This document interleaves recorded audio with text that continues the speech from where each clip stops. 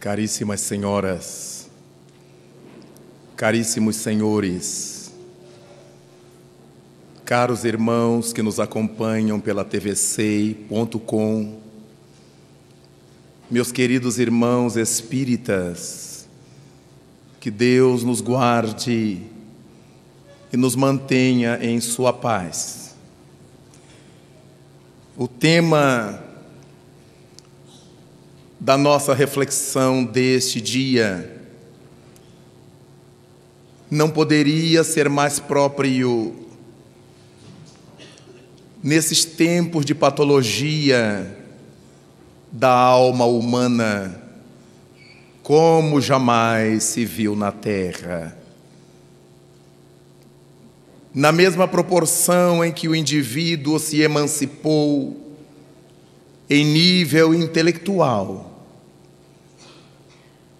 reflete uma grande dificuldade de abrir mão das torpezas morais, como se das profundidades da experiência humana, sombras avultadas explodissem na superfície da racionalidade. Há momentos em que nos damos conta de que não há saída para os grandes e graves embates da alma terrestre, com as falanges sombrias que ganham força em nossa intimidade, nos atos cotidianos nem sempre bem aprumados. E é chegado o momento de evocarmos Jesus de Nazaré, na sua condição por Ele próprio anunciada, de médico de nossas almas, para que todos juntos, então, o procuremos, busquemos introjetar em nossa intimidade os sublimes ensinos que Ele nos trouxe, não mais para que, como no passado, se torne teoria sobre teoria, mas para que busquemos a força necessária, por gostar de nós próprios, para imprimir às nossas vidas esses ensinamentos do grande Mestre, transformando as teorias em vivência experimental. Daí gostaríamos de iniciar falando desse médico de nossas almas, evocando exatamente os primórdios dos tratadores. E nesses primórdios nós encontraremos as figuras de pajés, de feiticeiros, de xamãs. Esses eram os médicos originais. Nas tribos, nas comunidades agrárias dos períodos mais remotos do planeta, essas figuras representaram aquilo que poderíamos hoje chamar de médicos.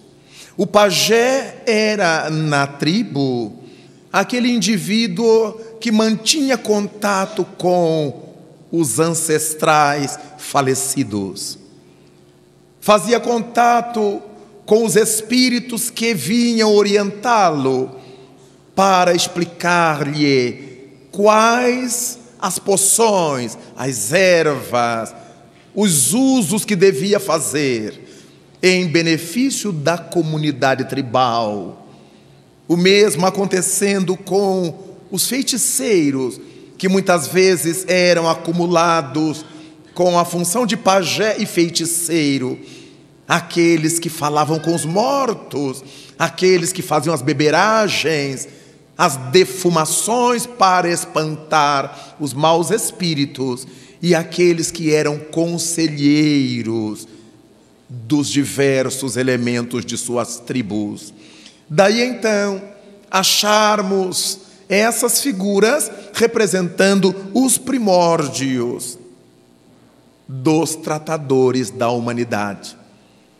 É dessa realidade que vai nascendo a figura do Esculápio, que vai nascendo a figura do médico. E até hoje percebemos a aura que envolve a figura do médico, a confiança que se deposita sobre ele, a confiança que nele se tem nos variados momentos e necessidades da nossa vida. Foram esses homens, pajés, feiticeiros, xamãs, que nos trouxeram os conhecimentos originais da ciência médica, que naturalmente naqueles idos tempos eram coisas dos deuses. Encontramos em todos os povos a marca desses elementos médicos originais. Achamos a medicina dos ciganos, a medicina dos africanos negros, dos africanos brancos. Encontramos a medicina chinesa, encontramos a medicina dos meridianos, das agulhas, encontramos a medicina do Japão, as beberagens da Índia. Em toda parte, as medicinas originais ensejaram que o pensamento curador da divindade se fosse manifestando por sobre toda a humanidade. Nunca houve povo que não recebesse dos sublimes arcanos as primeiras orientações para tratamento de sua saúde. Curioso é que, desde esses tratamentos originais, encontramos o contato daquelas criaturas, pajés, feiticeiros, xamãs e outros, com os elementos da natureza. Tratava-se por meio das águas, dos sais, do fogo, das ervas, dos ventos, dos aromas, dos sons. Então nós começamos a perceber que esses elementos curativos originais, que saíam da natureza terrestre, são os mesmos dos quais hoje se vale a indústria farmacêutica, a indústria bioquímica, para produzir as medicações com a sofisticação das substâncias descobertas pelos químicos ou por eles engendradas pela junção de uma com outra substância.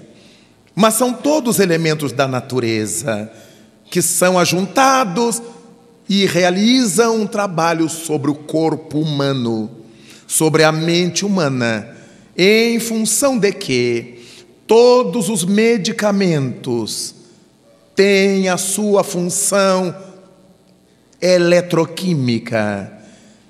E é graças a essa função eletroquímica que o nosso organismo reage.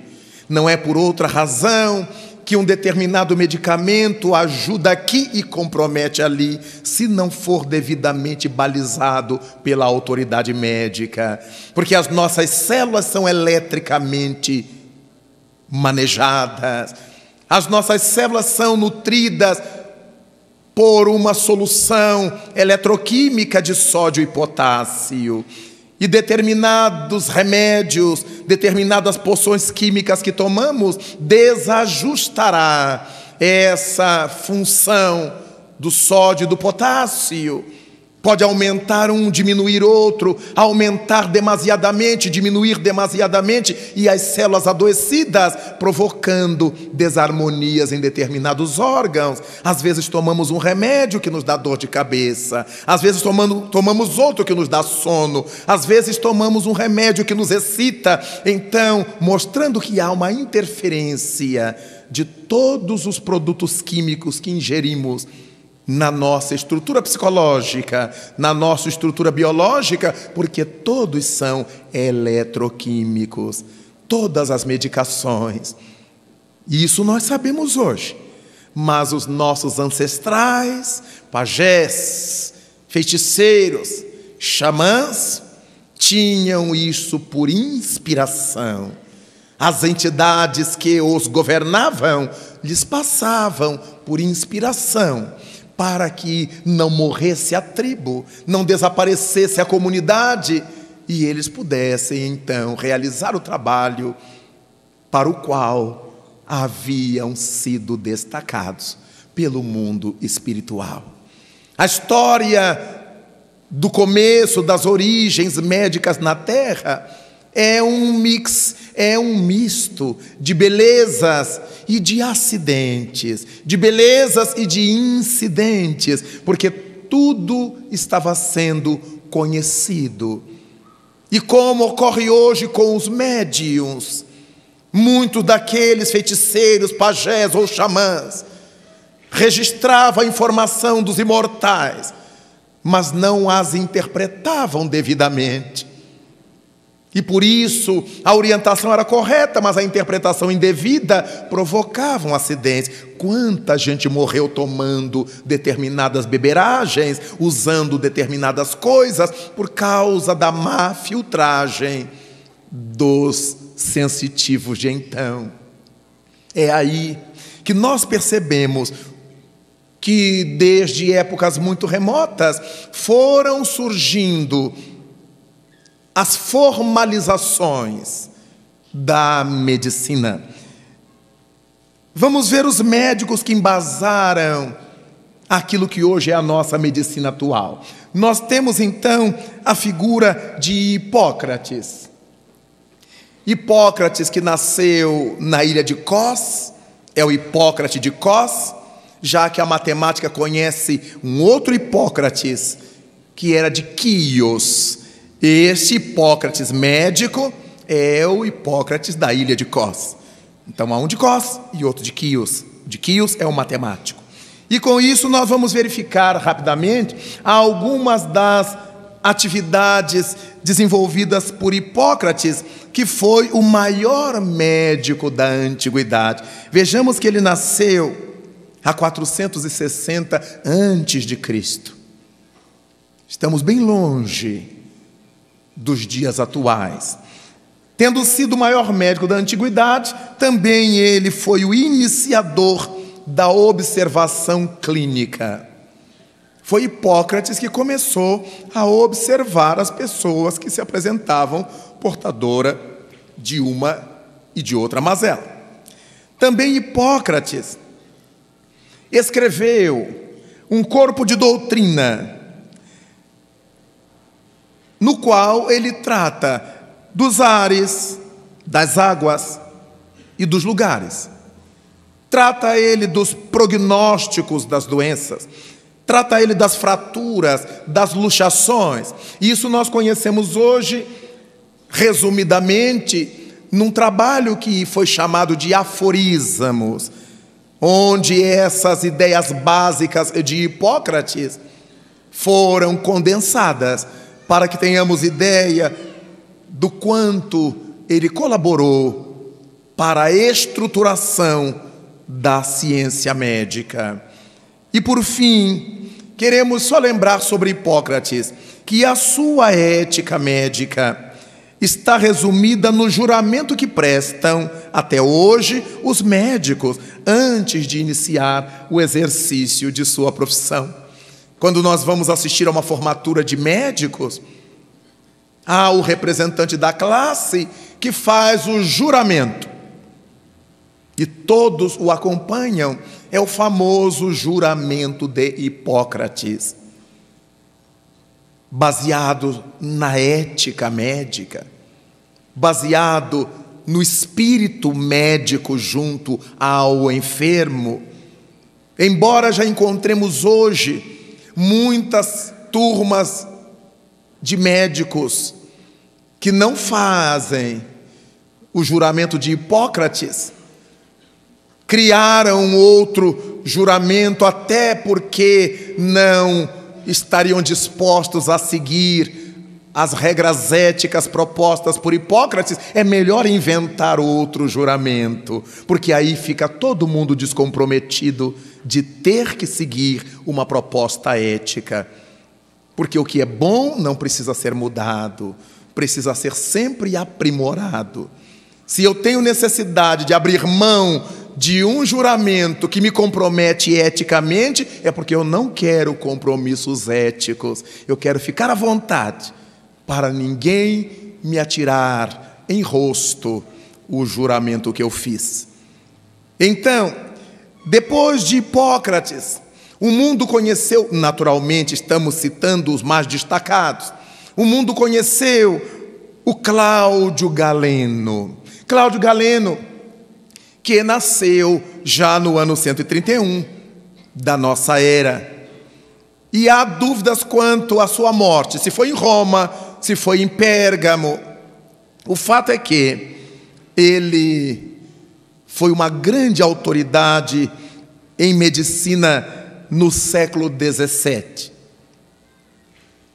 Teve oportunidade de estudar medicina em Esmirna,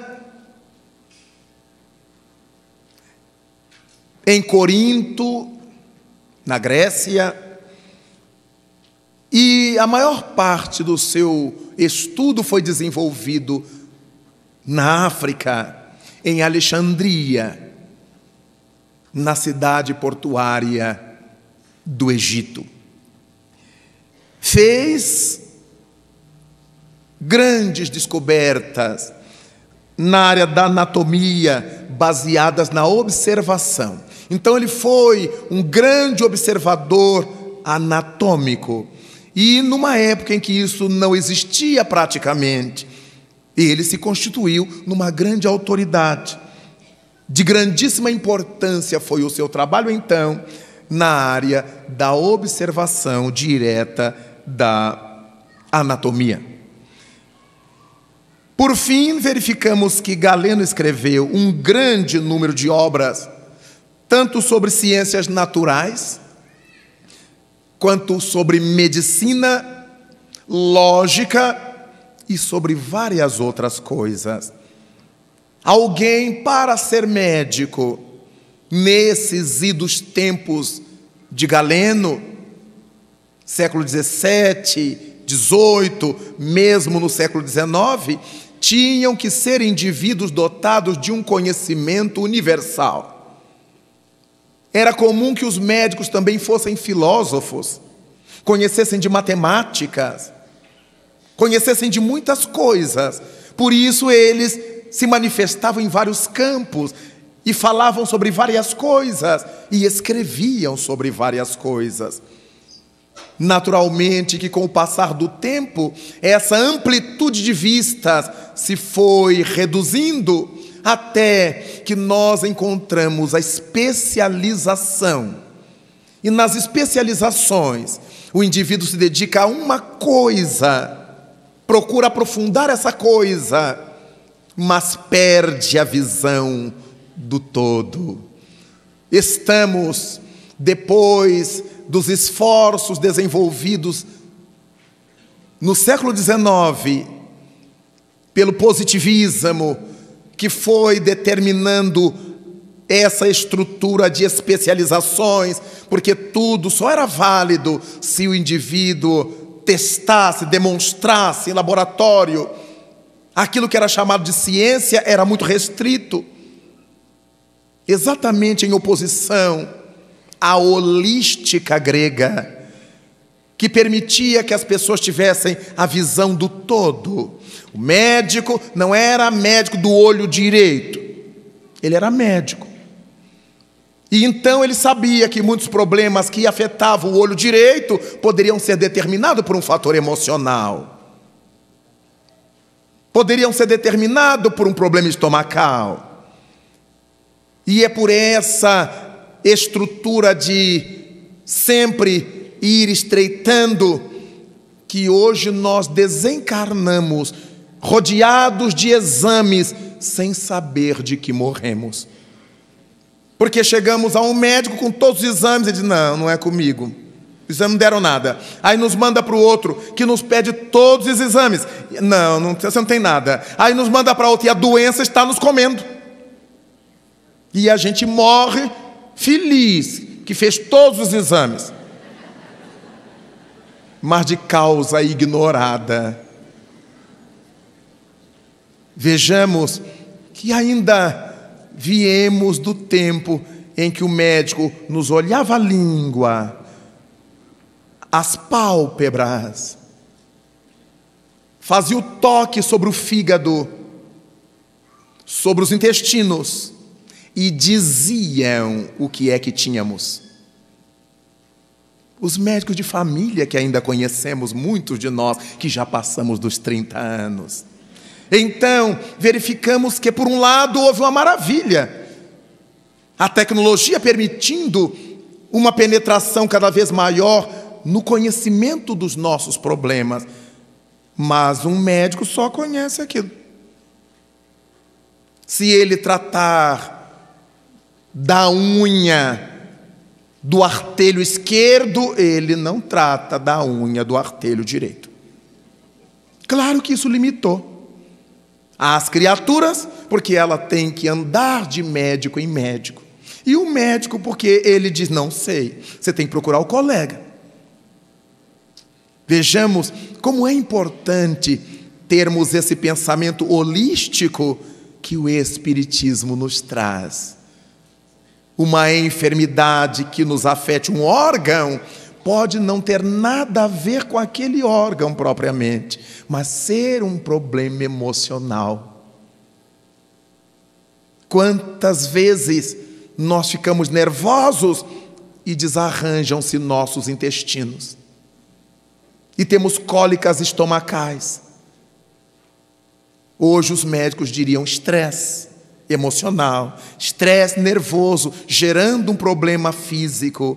A medicina psicossomática de hoje consegue visualizar que muitos problemas que afetam a nossa última casca, a nossa última camada, o corpo físico, não nascem propriamente no corpo físico, nascem no cerne do ser, na intimidade da alma, e vai drenando até explodir na última camada.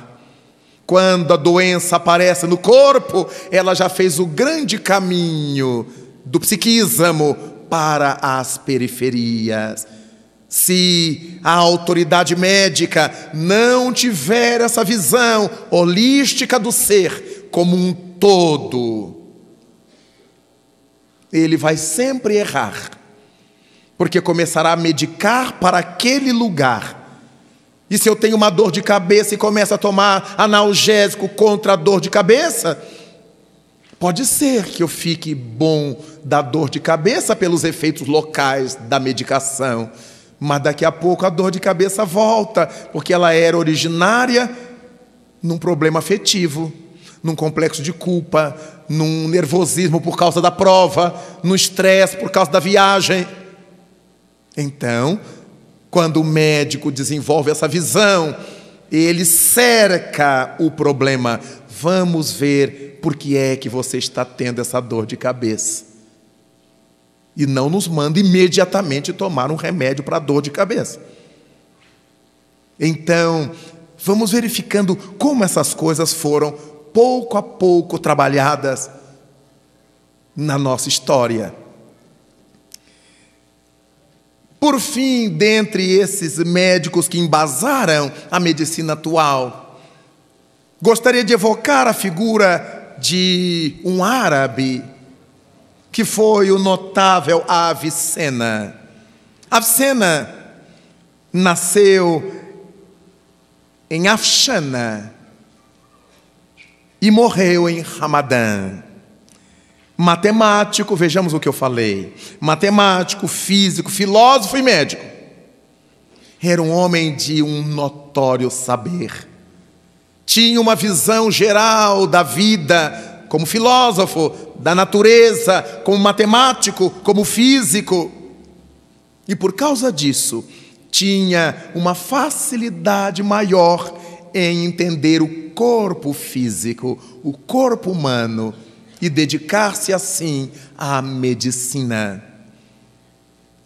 O nosso corpo físico é todo ele desenvolvido sobre as linhas de força do chamado corpo espiritual, perispírito, ou corpo energético, ou modelo organizador biológico, como chamaria a alguma área da parapsicologia. E as células físicas, as células biológicas se estruturam sobre esses campos formados pelas linhas de força, geradas pela mente, pela alma, pelo ser espiritual. Todas as nossas virtudes, todos os nossos defeitos e vícios, e interferem na nossa frequência vibratória. E por causa dessa alteração de frequência vibratória, as células, quando se estruturam sobre esses campos, se a nossa frequência vibratória está equilibrada, o corpo decorrente daí será um corpo equilibrado. Se a nossa frequência vibratória denota o nosso desajuste interno, o nosso desequilíbrio, a nossa desarmonia, é fatal que o corpo físico gerado a partir de então apresente anomalias de maior ou de menor caráter. Foi por isso que Cristo nos advertiu: é melhor que entres na vida sem o olho do que tendo o olho percas a alma, se o teu olho é motivo de escândalo, de tropeços, de perturbações. Se tuas mãos e teus pés, escreve Mateus, são motivo de escândalo, arranca-os, corta-os, põe-nos fora. E esse cortar, esse arrancar, esse pôr fora, são processos psíquicos, são processos mentais. A nossa sensação de culpa, o nosso complexo de culpa, impõe a fragilização daquele campo energético referente à região que vai se formar. Se eu fui agressor de alguém, usei minha mão para agredir, minha culpa está nisso, nesse uso. Eu comprometo então as minhas linhas de forças que alimentam meus plexos braquiais, que regulam o movimento dos meus braços. E pode ser que eu renasça com uma lesão num dos braços, ou nos dois braços, ou na mão, ou nas duas mãos, em função da culpa que eu carrego. Se tua mão ou se teus pés são motivos de escândalo, de tropeço, de vergonha. E obviamente, embora Jesus tivesse referido a pés, mãos e olho, nós podemos imaginar todo o nosso ser comprometido, determinando sobre nós marcas de culpa, de amarguras, e por isso interferindo na formação do nosso corpo físico. É aí que encontraremos, em cada um de nós, as enfermidades que, segundo o Espírito Camilo, têm a nossa assinatura. Nossas doenças têm grife. Cada uma é alimentada por nós próprios. Seja agora, tenha sido no passado. Muitas vezes alguém pergunta: mas se a enfermidade é forjada por nós, como é que um bebê que ainda não sabe o que faz, nasce com doença. A dificuldade que a gente tem de pensar subjetivamente, de pensar mais esfericamente. O bebê de hoje é bebê somente no corpo, mas ele é um espírito velho, milenário, e como ele não podia entrar no ventre da mãe com 80 anos de idade, ele tem que começar bebezinho que cabe no útero dela. Mas o espírito é velho, e as marcas morais, positivas ou negativas, não pertencem ao corpinho ou ao corpanzil, pertencem à alma, à mente, ao psiquismo que se está mergulhando na matéria. Por isso, muitas vezes, as nossas crianças, nós reencarnamos, nos apresentamos no corpo físico, logo no começo, portadores de enfermidades graves, muitas vezes graves, ou de lesões, de sequelas. E há enfermidades que os médicos dizem, a ciência médica afirma, esses casos existem 1 em 1 milhão. Exatamente por quê? Porque tem a nossa assinatura. É como se eu dissesse, eu quero ter câncer desse jeito. Mas a gente raciocina para ter câncer? Não. Mas eu defino o estilo de vida que eu quero levar. Então eu já determino que as consequências desse estilo de vida terão aquelas marcas, porque eu decidi ser assim. Eu vou ganhar dinheiro a qualquer preço. Eu decidi isso. Então eu criei uma fatalidade para mim. Não é uma fatalidade que Deus me impôs. Eu criei uma fatalidade com a minha disposição de não mudar. Eu vou chegar à presidência da empresa, custe o que custar. Então, eu determinei, já que eu vou chegar, custe o que custar, pode custar inclusive a minha enfermidade, a minha lesão, a minha morte moral. Nós sempre, de maneira consciente ou de forma inconsciente, estamos interferindo nas patologias que nos afetam. Todos nos damos conta muito bem de que depois de um aborrecimento, não ficamos bem. Temos que nos medicar.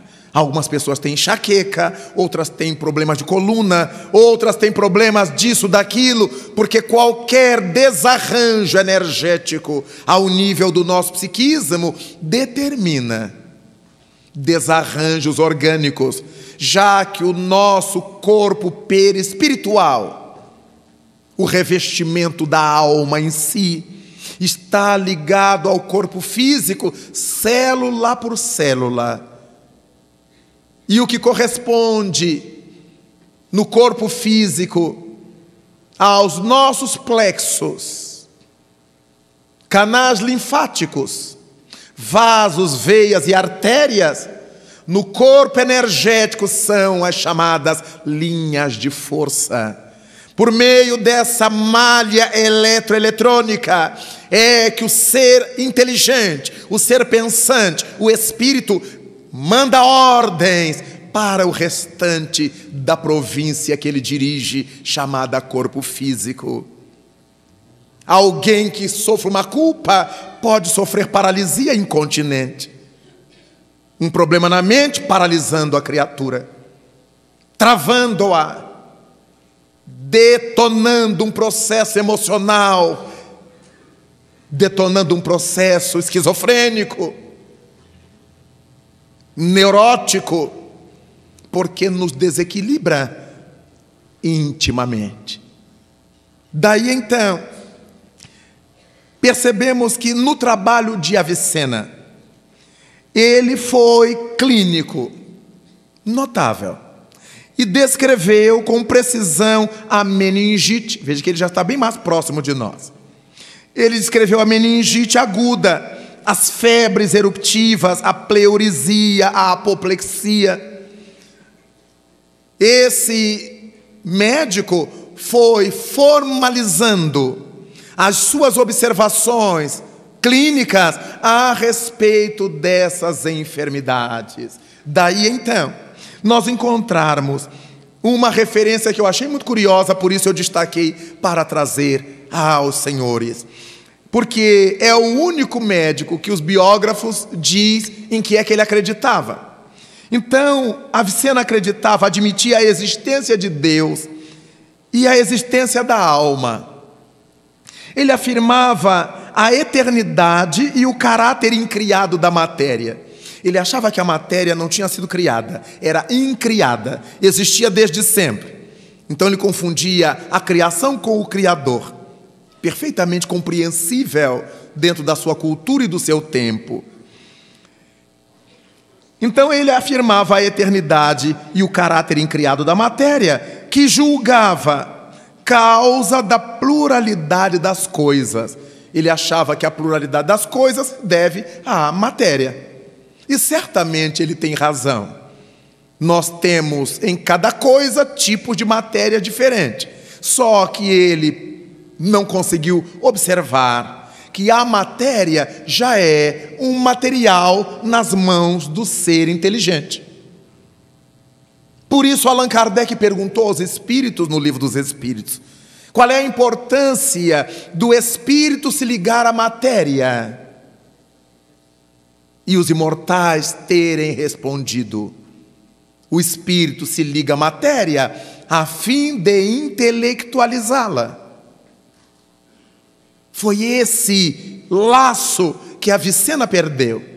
Ele admitia que a função inteligente das coisas também era devida à matéria, mas é devida ao espírito, que quando se liga à matéria e imprime sobre a matéria a sua inteligência, o seu intelecto, faz com que a matéria passe pelos processos da intelecção. Por isso é que o espírito se liga à matéria para intelectualizar a matéria, fazê-la passar pelos filtros, pelos tamiz de seu intelecto.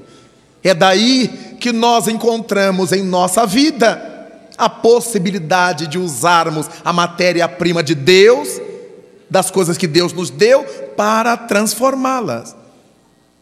Estamos todos vestidos, calçados, alimentados, graças ao esforço da inteligência humana, que converteu vegetais, animais, minerais em peças de vestuário, de calçados, de alimentos.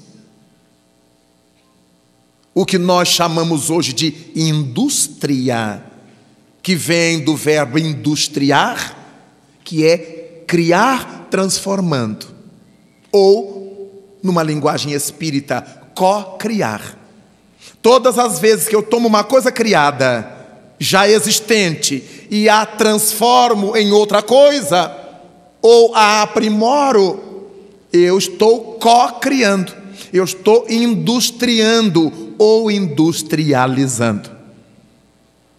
É daí que eu pego o peixe, por exemplo, retiro-o da água e o industrializo. Tanto eu tenho farinha de peixe, como peixe no azeite, como peixe no extrato de tomate, como peixe congelado, como peixe, de tudo quanto é jeito que eu puder fazer o peixe, eu faço.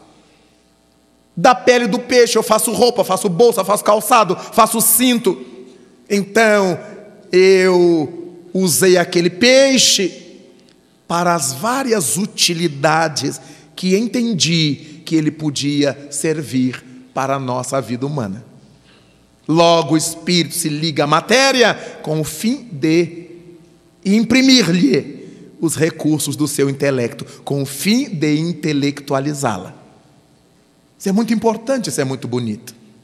Então, Avicena rejeitava o dogma da ressurreição dos mortos.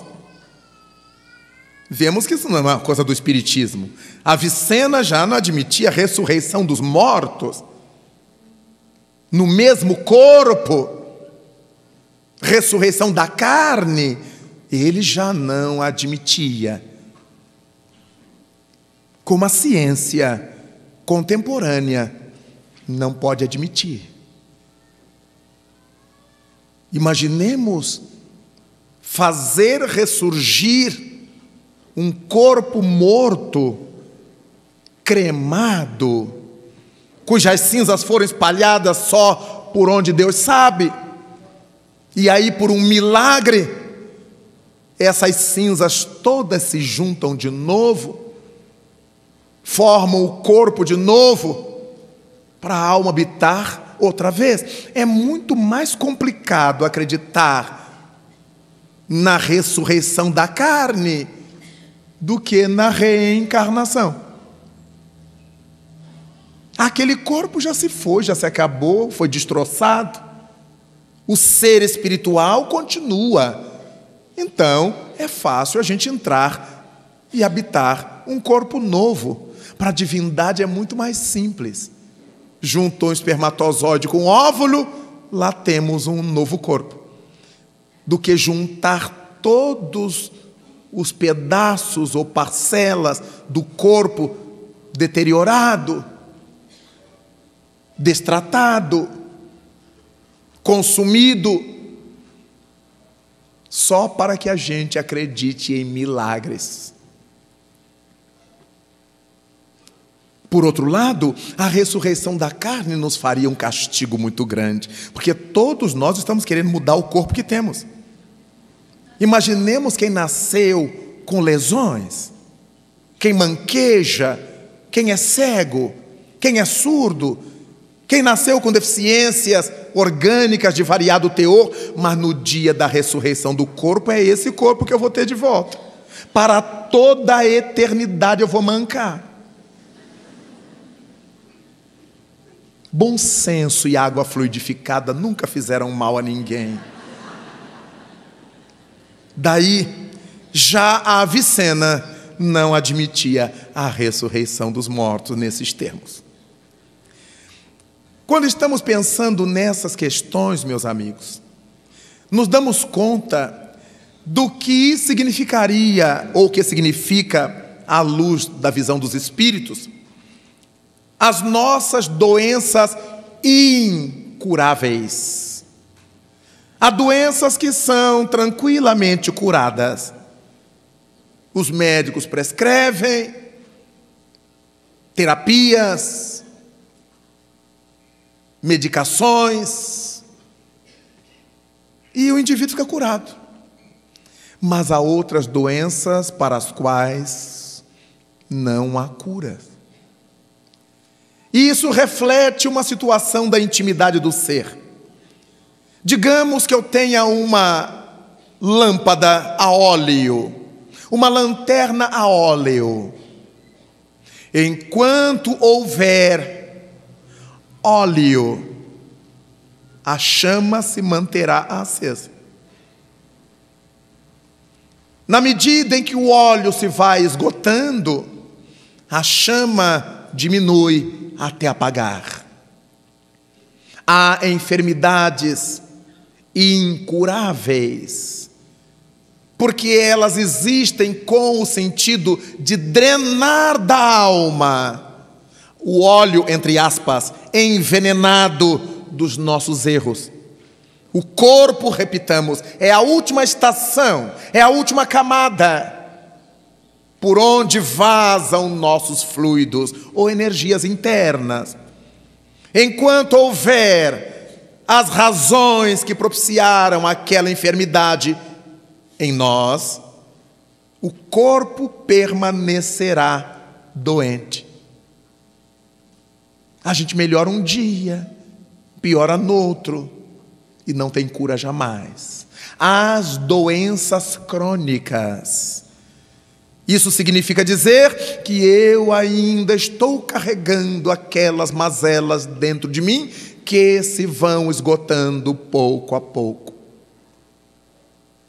Há situações em que uma doença pode ser incurável, não porque eu carregue essa energia que se vai esgotando pouco a pouco, mas eu cometi determinados desatinos com a minha vida interior, com a minha vida social, com a minha vida física, que me condenam ou me condenaram a experimentar uma prisão psicológica, emocional, espiritual, durante um tempo mais ou menos largo, que me permitisse, ou que me permita, refletir sobre o meu ato, refletir sobre o que eu fiz.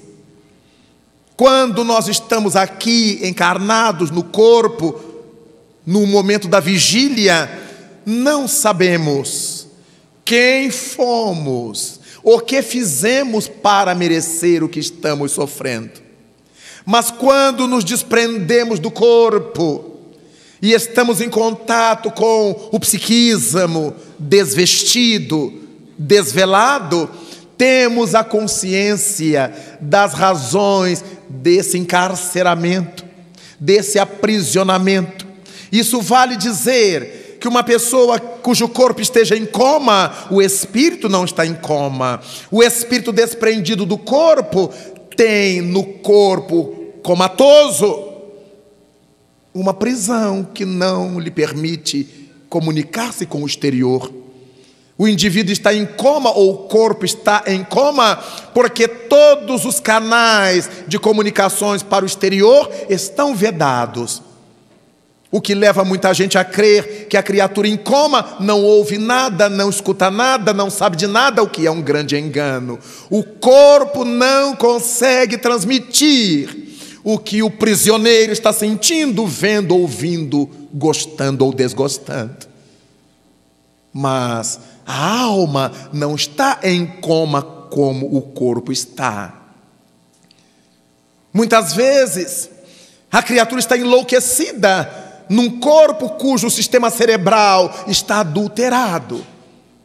Se tua inteligência é motivo de escândalo, se teu cérebro é motivo de escândalo, então o indivíduo reencarnou com um cérebro lesionado e ele está vivendo a experiência da loucura. Mas quando ele sai do corpo, ele não está louco. Ele tem lucidez para saber por que é que ele está encaixado naquele corpo sem condições. Por que é que ele está preso naquela penitenciária celular?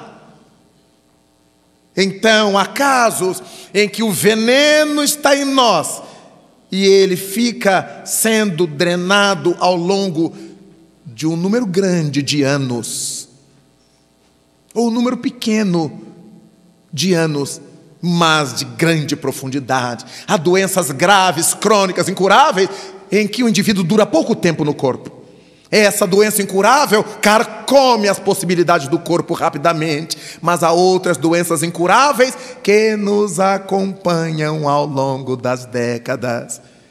Quem tem um problema cardíaco, por exemplo, pode infartar de uma hora para outra, ou pode ter angina durante anos a fio, e toma remedinho debaixo da língua, em cima da língua, e não pode ter alegrias porque passa mal, mas não pode ter tristeza porque passa mal. Então vejamos que ele está contido a vida inteira.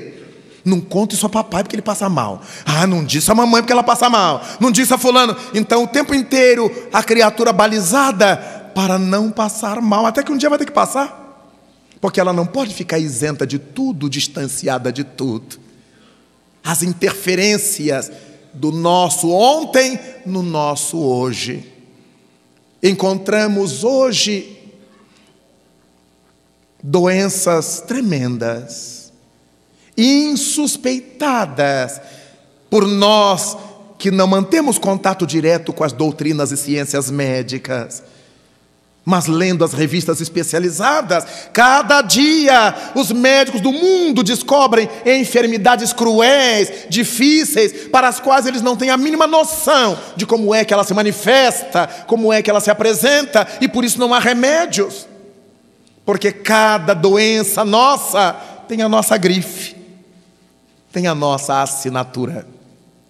Por isso, começamos a perceber, a nos dar conta de como é importante para nós o cuidado com a nossa vida interior. Recordemo-nos de que esse notável médico que é Jesus vai nos dar uma série de dicas, de instruções, para que não sejamos alvos de nós mesmos, para que as enfermidades não sejam a estação terminal dos nossos corpos, para que possamos desencarnar de velhos. Quando o corpo não mais suportar, obedecer o espírito, seria tão bom se nós desencarnássemos pelo desgaste natural, como nos lembra o Livro dos Espíritos, quando Allan Kardec indaga por que é que se dá o fenômeno da morte. E os imortais lhe dizem: pelo esgotamento dos órgãos. Quando começamos a morrer, quando nascemos. A partir do momento que o nosso coração tem que manter a máquina orgânica por si mesmo, e as nossas células começam a trabalhar, produzindo o que o corpo precisa, quando saímos da dependência orgânica de nossa mãe, começamos a morrer, porque começamos a desgastar a nossa própria máquina. Quando a criança dá seu primeiro choro na maternidade, naquele momento, ela começa o longo processo da desencarnação, porque ela começa o desgaste do órgão ou dos seus órgãos. É muito importante, então, que nós verifiquemos males como Parkinson, como Alzheimer, que interfere basicamente na memória atual das pessoas, deixando solta a memória antiga. Que sistema curioso é o da doença de Alzheimer. Temos o mal de Hansen. Por que razão o corpo fica tão vulnerável a determinados micro-organismos que apodrecem em vida? O indivíduo não morre, mas o corpo começa a entrar num processo de decomposição. E ora tem que podar aqui, tem que cortar ali, e a criatura vai sofrendo moralmente. Essa verdadeira tragédia para o seu ego, para o seu amor próprio. De onde é que saem essas mazelas? Percebamos que nestes tempos de tanta confusão ético-moral pela terra inteira, velhas doenças que já estavam alijadas da vida social estão de volta. Nas nossas cidades grandes, como há morrido gente de tuberculose pulmonar, tuberculose óssea, doenças que muitos médicos demoram a atinar que seja um processo de tuberculose óssea. Nós nos fragilizamos muito pelo estilo de vida moral que adotamos. Passamos a admitir que tudo está bom, é assim mesmo, todo mundo faz, todo mundo todo mundo gosta, e nós entramos nessa loucura. Só que ignoramos solenemente os nossos arquivos perturbadores do passado. O que é que a gente já deixou para trás, porque não tinha força de resgatar agora. Ao invés de eu ir me contaminando, adquirindo novos débitos morais, porque eu me sinto maravilhoso, vale a pena que a gente pense: deixa eu me cuidar, porque eu não sei o que ficou para trás. Eu não sei o que eu ainda devo. Muitas vezes nós renascemos, reencarnamos sem doença alguma e achamos que podemos fazer todo tipo de bobagem com o nosso corpo, com a nossa mente. E só nascemos sãos porque não tínhamos ainda a possibilidade de suportar o peso do nosso débito. É como se a divindade nos desse uma encarnação para aurirmos forças, para ganharmos estruturas e começarmos o resgate daqui a pouco mais. Ninguém se imagine na terra acima de qualquer suspeita. Ah, eu nunca tive nada, eu tenho uma saúde de ferro, então eu posso. Não deve. Porque muitas vezes a nossa saúde de ferro de agora é para suportar a saúde de papel de daqui a pouco. Não sabemos o que está nos esperando. Como se Nosso Senhor dissesse assim: deixa aqui esse fardo, vai lá, malha bastante, crie musculatura, e depois você virá para carregar. E nós aceitamos. E como estamos pelo caminho de mãos abanando, esquecemos que vamos ter que voltar e pegar a carga que Nosso Senhor nos colocou de mão abanando para que eu pudesse criar musculatura, condições morais, e depois retornar com o fardo que ficou para trás. Ninguém brinque com a vida. Ninguém brinque com seu corpo. Tratemos de fazer o melhor enquanto é hoje, enquanto é agora. Mas eu quero fechar essa fase das nossas expressões falando de algumas referências médicas contemporâneas. E fechamos esse quadro dos médicos. Gostaria de me referir a 3 médicos que fizeram história. O primeiro deles, Dr. Christiaan Barnard, na África do Sul. Qual foi o trabalho do Dr. Barnard? Foi o primeiro médico no mundo a fazer transplante de coração humano. Foi uma revolução.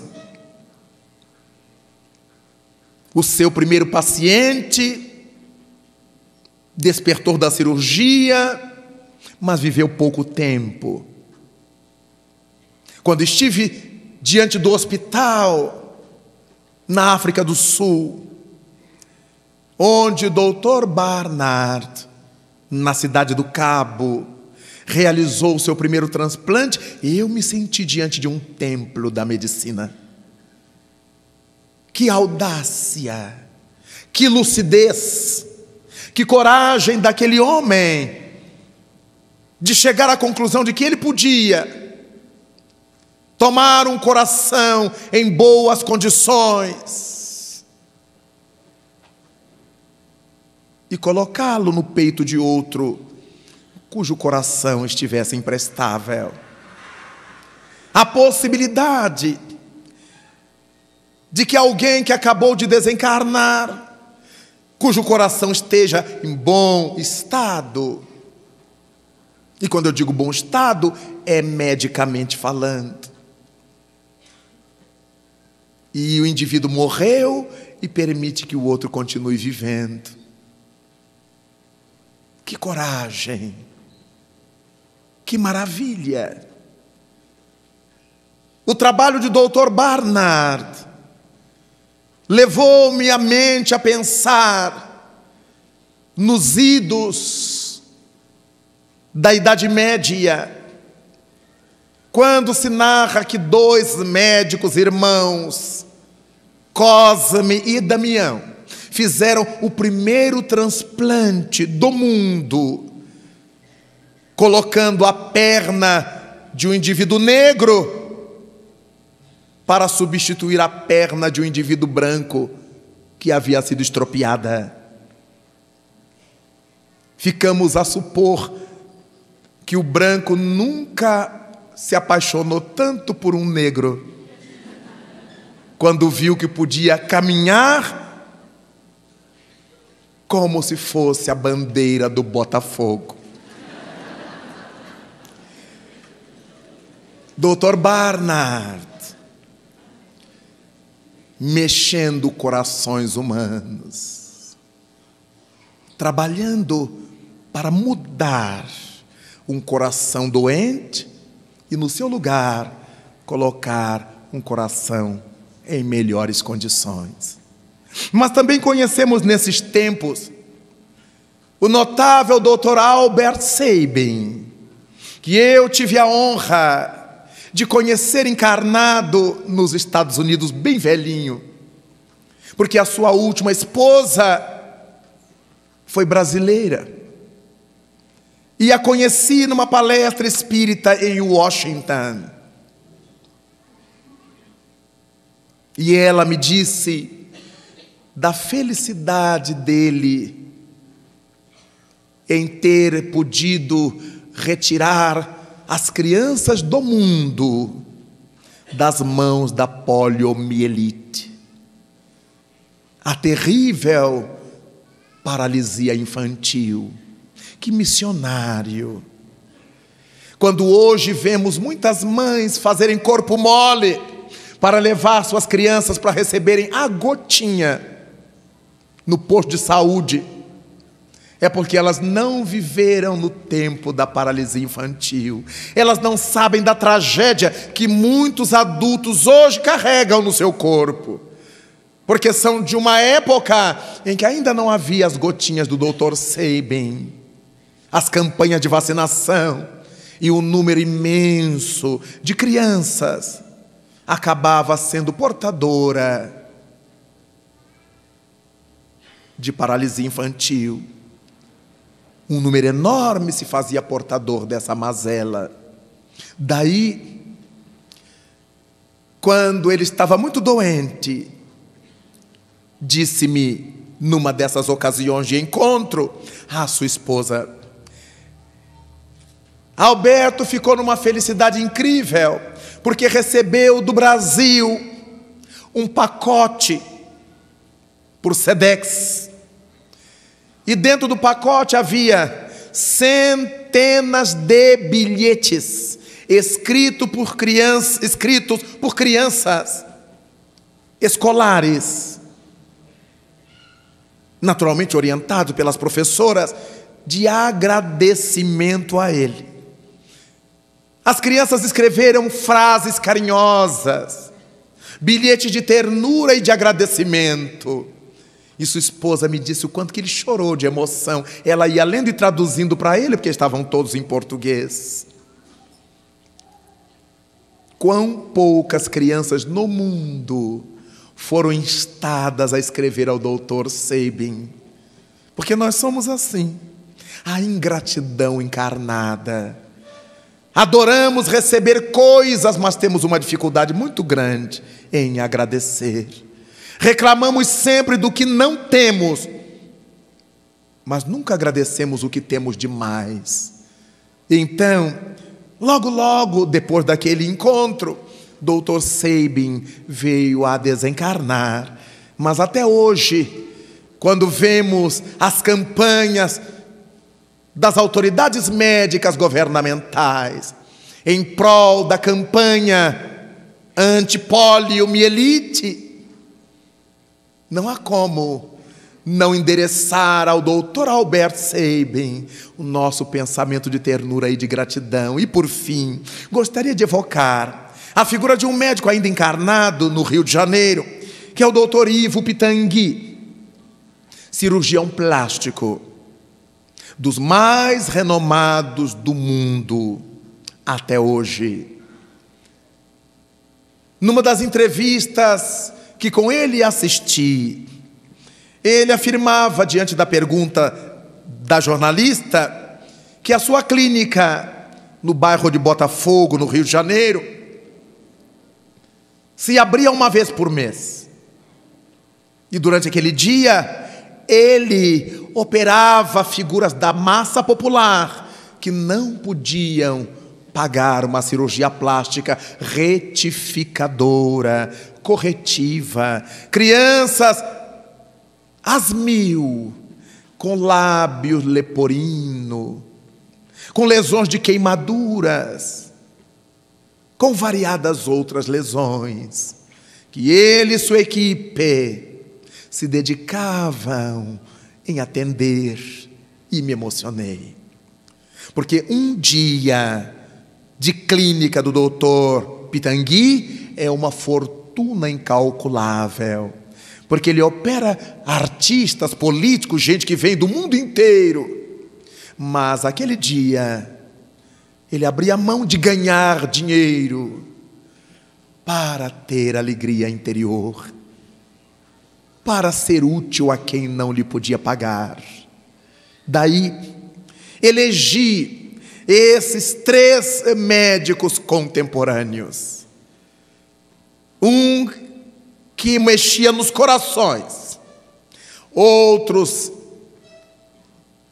que trabalhavam no movimento para que a criança não ficasse ansilosada, não tivesse dificuldade na marcha, e outro que consertava a imagem, dava à criatura um outro formato para que ela aprendesse a gostar mais de si. A autoestima de alguém que se pode olhar no espelho e se sentir bem. Daí, amigos, vamos fazer aqui o nosso intervalo. Logo mais retornaremos para concluirmos a nossa atividade e falarmos exatamente do nosso médico das almas. Até já.